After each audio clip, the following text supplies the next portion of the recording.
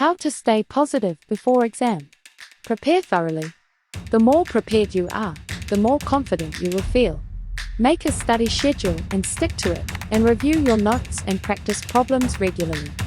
Practice relaxation techniques.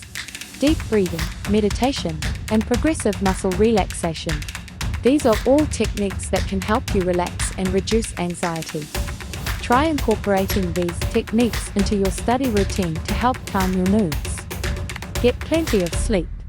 It's important to get enough sleep before an exam to help your brain function at its best. Try to get a good night's sleep the night before the exam. Eat well and stay hydrated.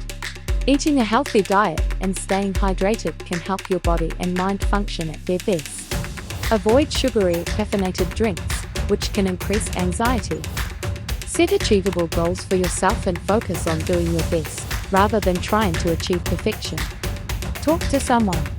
If you're feeling overwhelmed, it can be helpful to talk to someone about your feelings. Consider speaking with a trusted friend, family member, or counselor about your concerns. Follow these simple steps and you will feel good about yourself and confident about your exam.